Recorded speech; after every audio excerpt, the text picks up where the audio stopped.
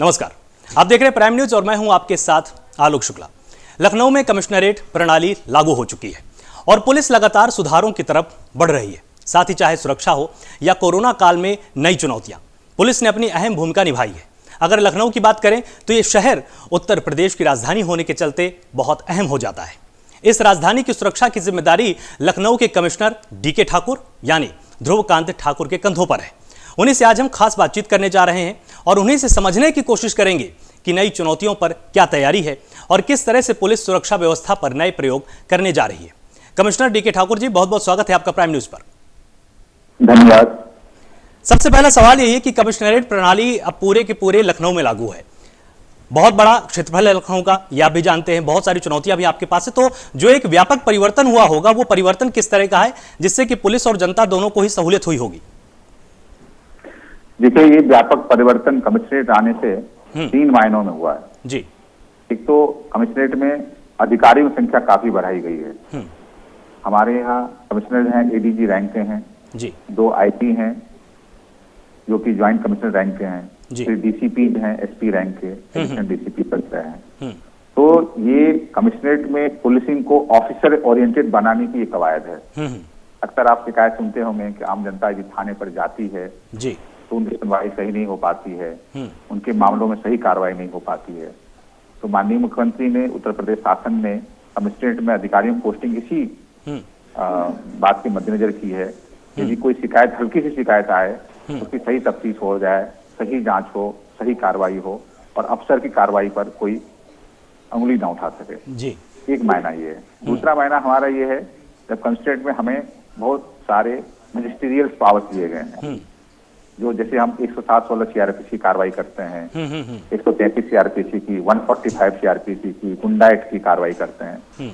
ये सारे हमारे प्रिवेंटिव एक्शन होते हैं। ये प्रिवेंटिव एक्शन इसलिए होते हैं जिससे कि हम भविष्य में होने वाले अपराधों पर रोक लगा सकें। बिल्कुल।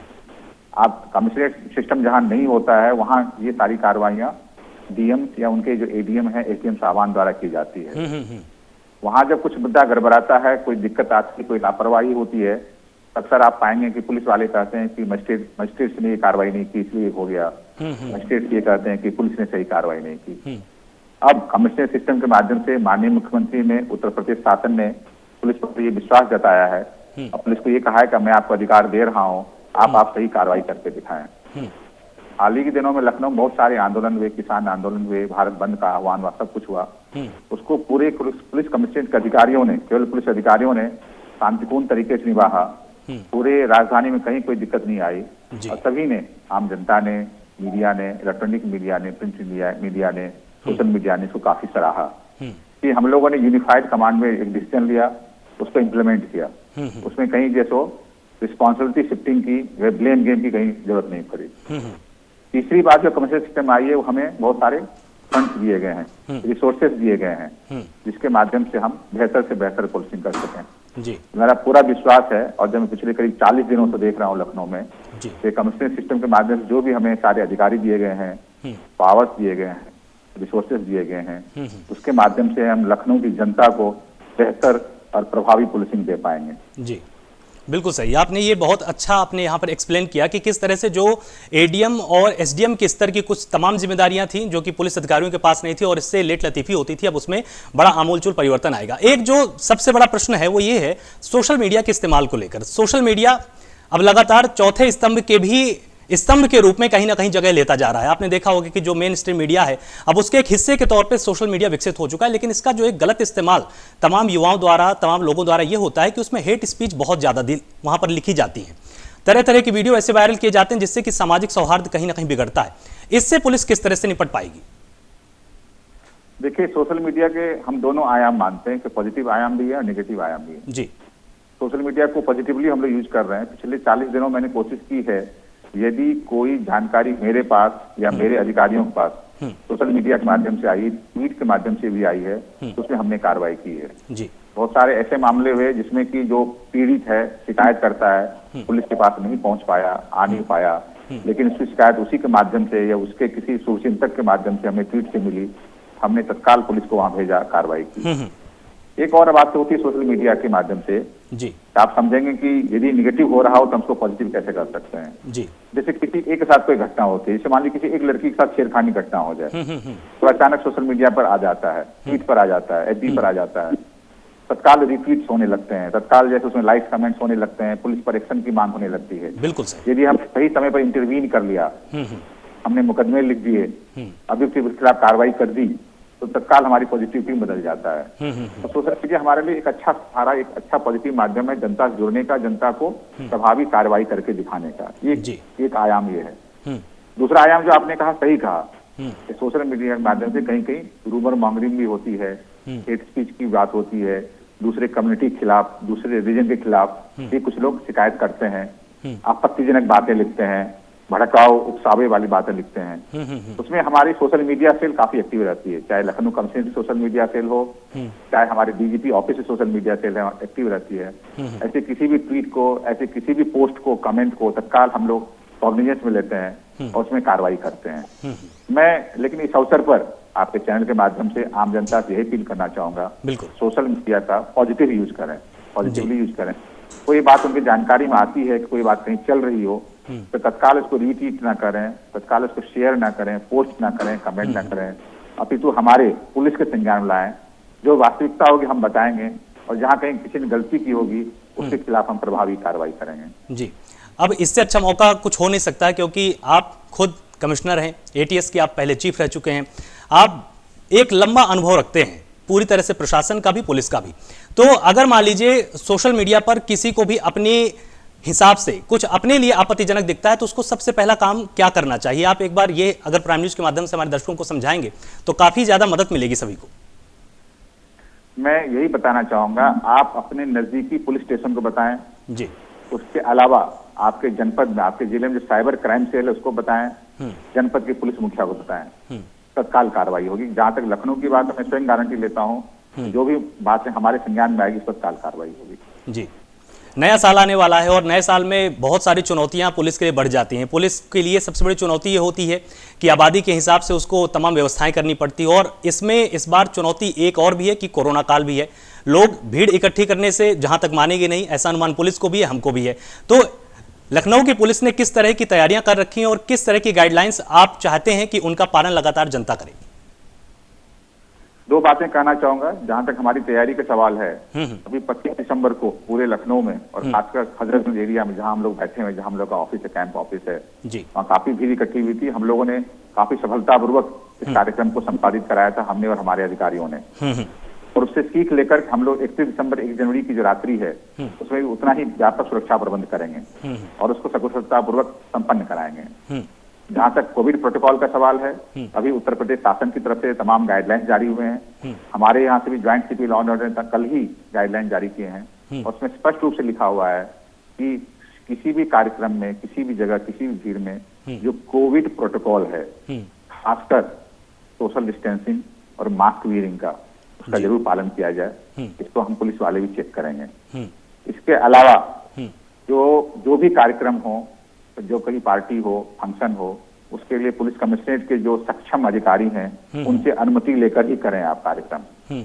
और दो तरह के कार्यक्रम हो सकते हैं, आप क्लोज रूम में, क्लोज हॉल में हो सकते हैं, ओपन में हो सकते हैं। सबके लिए नियम तय है कि कहाँ कितनी भीड़ इकट्ठी कर सकते हैं आप, उन सारे नियमों को पालन करते हुए करें। अंत में मैं यही कहना चाहूंगा, आप नववर्ष का त्योहार हर्ष और उल्लास के वातावरण मनाएं, खुद खुशी मनाएं, दूसरों को खुशी दें। इस अवसर पर कोई ऐसा हुड़दंग ना मचाएं, कोई ऐसी एक्टिविटी ना करें, कोई ऐसी गतिविधि ना करें जिससे दूसरों को कोई दिक्कत हो। हमारी खुशी तभी है जब हमारी खुशी से किसी दूसरे को कष्ट ना पहुंचे। जी, बिल्कुल सही कहा आपने कि हमारी खुशी तभी पूरी होती है जबकि किसी दूसरे को हमारी वजह से दुख न पहुंचे। अगर बात करें पुलिस कानूनों की, तो लगातार जो एक शिकायत रहती है जनता के मन में भी, और तमाम संविधान विशेषज्ञ भी ये बात बोलते हैं कि 1860 की जो भारतीय दंड संहिता बनाई गई थी उसी के हिसाब से ही आज भी बहुत सारे ऐसे कानून जो कि लागू। आपको क्या लगता है कि उनमें एक व्यापक संशोधनों की जरूरत है, कि उनको फिर से रिवाइज करने की आवश्यकता आ चुकी है, और 21वीं सदी आ चुकी है, हम काफी आगे आ चुके हैं, अब उनको रिवाइज करने की जरूरत है क्या? मैं आपकी बात से सहमत हूँ। उसको रिवाइव करने की जरूरत है और मैं आपके संज्ञान में लाना चाहूंगा और आपके माध्यम से, आपके चैनल के माध्यम से तमाम दर्शकों में संज्ञान में लाना चाहूंगा कि भारत सरकार ने इसकी शुरुआत कर दी है। भारत सरकार के स्तर पर इसकी कमेटी गठन हो चुका है। भारत सरकार ने तमाम राज्य सरकारों से इस पर संस्तुतियां मांगी हैं। हमारे यहाँ भी इस पर कार्य चल रहा है डीजीपी मुख्यालय में। यहाँ तक कि माननीय मुख्यमंत्री ने अभी कुछ दिन पहले इस पर मीटिंग्स को, जो मीटिंग हुई थी उसको चेयर किया था। उस मीटिंग में तमाम ये मुद्दों पर निर्णय हुआ था कि कहाँ कहाँ, किस कानून में, किस धारा में, किस प्रावधान में संशोधन करने की जरूरत है, क्या नया चीज जानने की जरूरत है, क्या हटाने की जरूरत है। और इस तरह निर्णय लेके जो राज्य सरकार की स्मृति होगी वो भारत सरकार को भेजी जा रही है। तो भारत सरकार के स्तर पर तमाम राज्य सरकारों से जो संस्तुतियां आएंगी उस पर सामूहिक निर्णय लेके अग्रिम कार्रवाई की जाएगी और जल्द ही नया कानून, नया संविधान, नया संशोधन आपको दिखाई देगा। जी, जो एक लगातार इस समय चर्चा का केंद्र बना हुआ है पूरा विषय, वो ये है कि जिस तरह से नंबर प्लेट पर जाति लोग लिख लेते थे, कभी जाट लिख देते थे, कभी क्षत्रिय, कभी ब्राह्मण, कभी मतलब इस तरह के तमाम नेम देखे जाते थे। अब इसमें कठोर एक्शन पुलिस लेने वाली है कि अब चालान ऐसे लोग के काटे जाएंगे।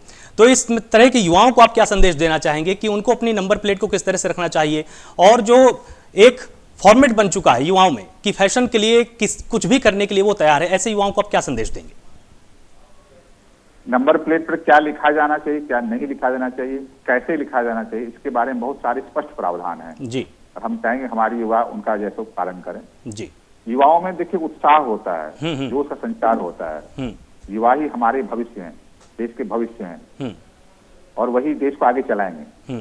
चाहे राजनेता के रूप में चलाएं, चाहे ब्यूरोक्रेट के रूप में चलाएं, चाहे पुलिस ऑफिसर के रूप में, इंजीनियर, डॉक्टर, वैज्ञानिक के रूप में, उनमें तमाम ऊर्जा है। मैं उनसे यही आग्रह करना चाहूंगा, अपने ऊर्जा का, उत्साह का पॉजिटिव, सकारात्मक प्रयोग करें, उसको नेगेटिविटी में ना लगाएं। ये केवल आपकी ही नहीं, आपके परिवार की, आपके समाज की और आपके देश की बात है। बिल्कुल सही। और जिस तरह से अगर यहाँ पर युवाओं की बात हो रही है तो एक जो सबसे बड़ा प्रश्न यहाँ पर खड़ा हो रहा है वो ये है कि युवा जहाँ पर, जैसे आपका भी छात्र जीवन रहा होगा, आपने भी कठोर मेहनत की होगी, तब आप आईपीएस में सिलेक्ट हुए होंगे, क्योंकि यूपीएससी के एग्जाम के पैटर्न को तो हर कोई जानता है। आप उन युवाओं को आप क्या संदेश देना चाहेंगे जो इस समय टिकटॉक में या पबजी में, अब इस समय फ्री फायर भी काफी चल रहा है, वो इसमें लगातार व्यस्त हो चुके हैं और शिक्षा से कहीं ना कहीं दूरियां आती जा रही हैं युवाओं में? यही मैंने कहा आपको अभी कि सबके पास ऊर्जा है, सबके पास उत्साह है, शक्ति है। प्रश्न ये है कि आप उसका प्रयोग कहाँ कर रहे हैं। आप उसका प्रयोग अपनी शिक्षा में करेंगे, अपने विकास में करेंगे, अपने व्यक्तित्व विकास में करेंगे, अपने समाज के लिए, अपने परिवार के लिए करेंगे, तो सकारात्मक परिणाम दिखाई पड़ेगा। और यदि उसी समय का, उसी उत्साह का, उसी ऊर्जा का आप नकारात्मक प्रयोग करेंगे, व्यर्थ कार्यों में प्रयोग करेंगे, तो उससे कुछ हासिल नहीं होने वाला है, उससे उल्टा हानि ही आपको पहुंचेगी। निर्णय आपके हाथ में है और आपका निर्णय ही आपके भविष्य को, आपके परिवार के भविष्य को, समाज के भविष्य को, देश के भविष्य को निर्धारित करेगा। बिल्कुल सही कहा आपने। और इसमें देखिए एक जो सबसे बड़ा प्रश्न यहाँ पर खड़ा है, एक प्रश्न ये भी है, पुलिस से संबंधित है कि लगातार पुलिस वाले की छवि बहुत ही कठोर मानी जाती है, जिसके चलते कई बार जनता थाने के दरवाजे तक जाती नहीं है। इस तरह की छवि को बदलने के लिए जो आपके जूनियर अधिकारी होंगे वो किस तरह के प्रयास कर सकते हैं ताकि जनता का एक पॉजिटिव लगाव थानों के साथ हो जाए, पुलिस वालों के साथ हो, ताकि शिकायत कम से कम करने में उसको डर ना लगे? इसी का उत्तर मैंने बहुत प्रारंभ में दिया था आपको, और इसी की शुरुआत माननीय मुख्यमंत्री ने पुलिस कमिश्नर के माध्यम से की है कि हम ऑफिसर ओरिएंटेड पुलिसिंग कर रहे हैं।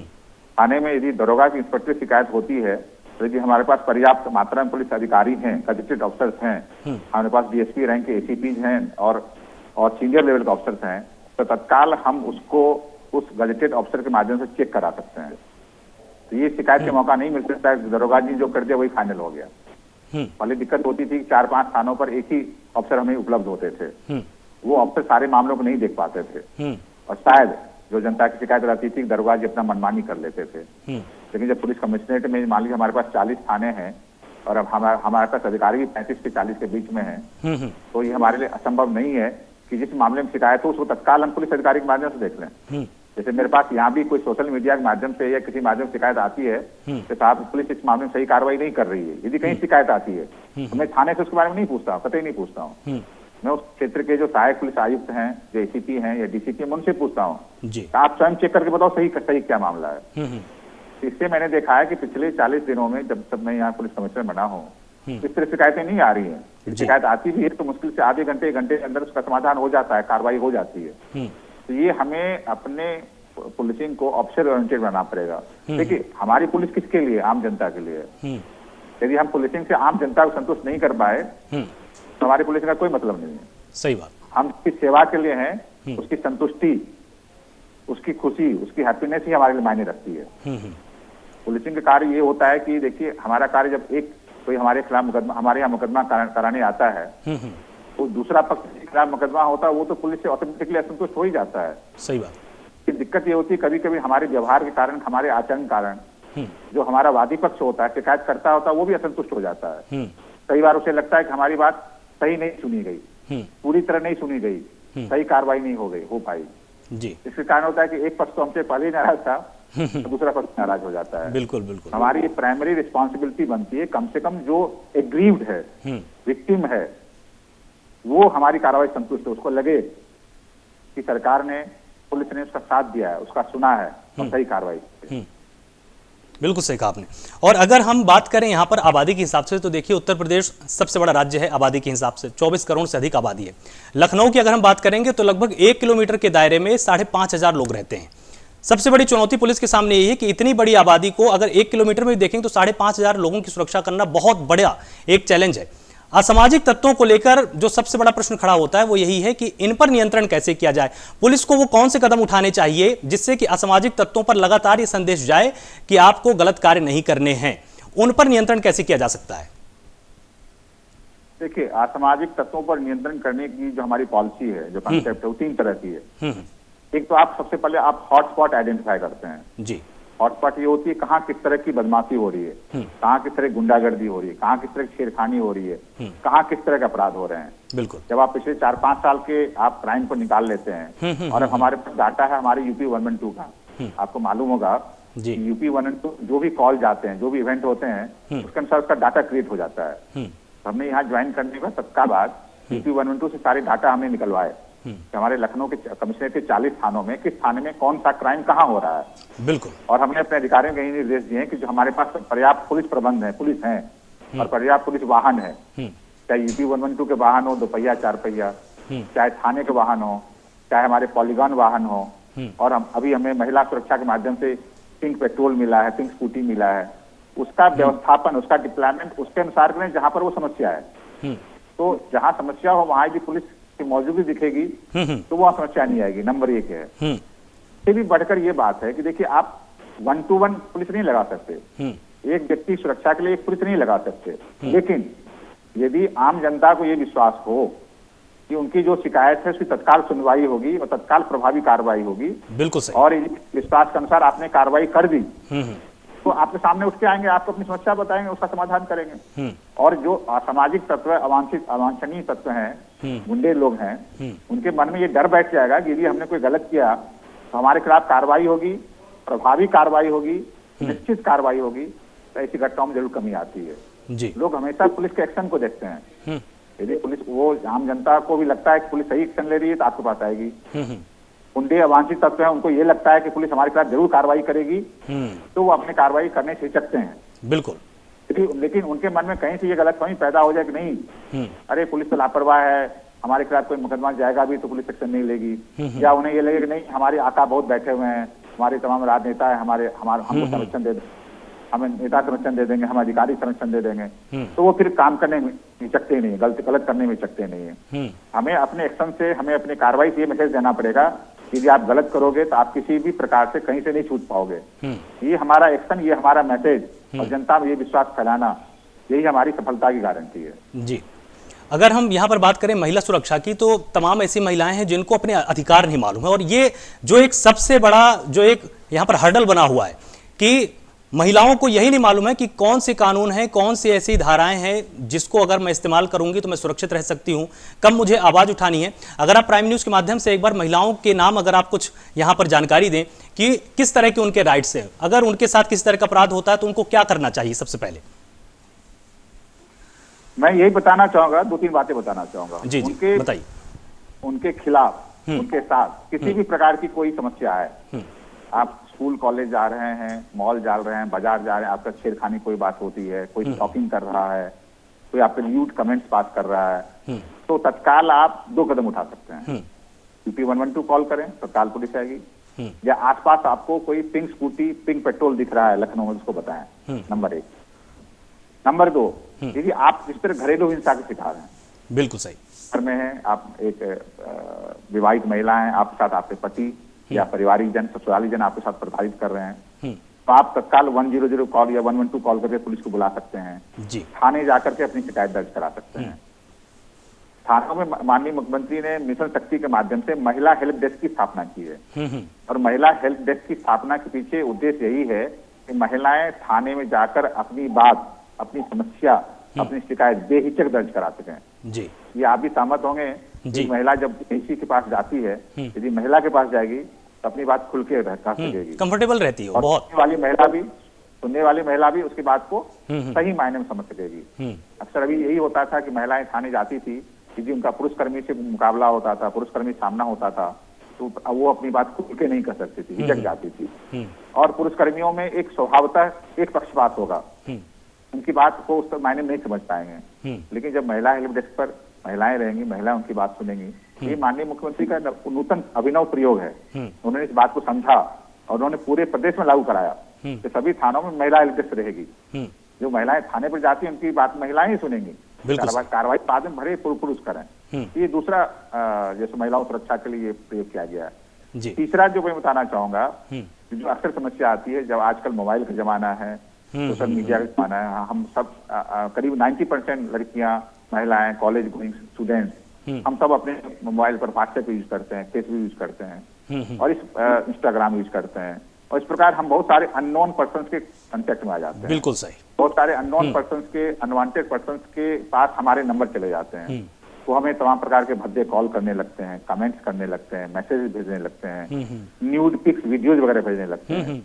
उनके समाधान के लिए उत्तर प्रदेश सरकार ने 1090 की शुरुआत की है। आपको ऐसी कोई शिकायत आ रही हो, जो मोबाइल पर आ रही हो, मैसेज आ रही हो, कॉल आ रही हो, आपको कहीं जाने की जरूरत नहीं है। आप अपने घर से ही 1090 कॉल करें, अपनी शिकायत दर्ज कराएं, आपकी गोपनीयता बरकरार रखी जाएगी। जो आपको मैसेज भेज करके, टिक्स भेज करके, कॉल्स करके आपको परेशान कर रहा है, उसकी काउंसलिंग करने की कोशिश की जाएगी। काउंसलिंग सुधर गया तो सुधर गया, नहीं तो उसके खिलाफ प्रभावी कानूनी कार्रवाई की जाएगी। बिल्कुल। तो 3-4 प्रकार की ऐसी व्यवस्थाएं की गई हैं जिसमें कहीं भी आपको असुरक्षा का एहसास हो, तत्काल हमसे संपर्क करें, मिल करके, आकर के, कॉल करके, चाहे जिस प्रकार से करें।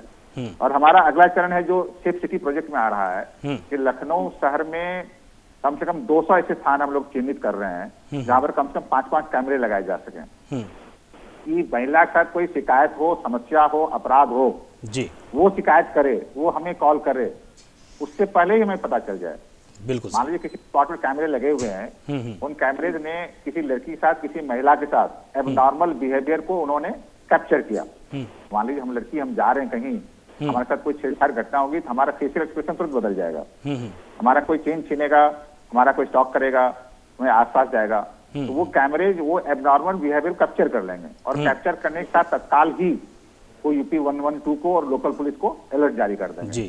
तो जब तक वो महिला को मान लीजिए कि अपने समस्या को, अपने कॉल को कॉल करने में टाइम लगे, उससे पहले ही हमें अलर्ट मिल जाए, हम वहां पहुंच जाएं, ये व्यवस्था की जा रही है। जी, आखिर में एक सवाल आपसे थोड़ा सा हटके पूछना चाहूंगा। आपके छात्र जीवन की बात कर लेते हैं। किस तरह से आपको प्रेरणा मिली कि आपको इंडियन पुलिस सर्विस में जाना है और कहां से फिर आपने अपनी शिक्षा पाई और किस साल फिर आपका सिलेक्शन आईपीएस में हुआ? मेरी शिक्षा बिहार में हुई, पूरी शिक्षा, और इंडियन पुलिस सर्विस में यूपीएससी में आने की प्रेरणा मुझे मेरी माताजी ने दिया था जी। और मेरा सिलेक्शन आईपीएस में 93 हुआ था और मेरा 94 बैच है। जी, बहुत बहुत शुक्रिया हमारे साथ खुल के इस तरह से बातचीत करने के लिए। आपने बहुत सारी ऐसी जानकारी दी है जो पूरे के पूरे हमारे दर्शकों को काम आएगी और यहाँ पर वो ये समझ पाए होंगे कि किस तरह से पुलिस काम करती है, पुलिस का जो चेहरा है वो वास्तव में कितना उसके लिए लाभदायक भी है। और कोरोना काल में आप सब ने जिस तरह से पूरे देश की सेवा की है उसके लिए पूरा का पूरा देश आप सभी का अभिनंदन करता है। और हम नए साल में आपको शुभकामना भी देते हैं प्राइम न्यूज़ की तरफ से कि आप कमिश्नरेट प्रणाली को बहुत ही सफल साबित करें और एक मिसाल की तरह पूरे देश में सामने आए। बहुत बहुत शुक्रिया हमसे बात करने के लिए।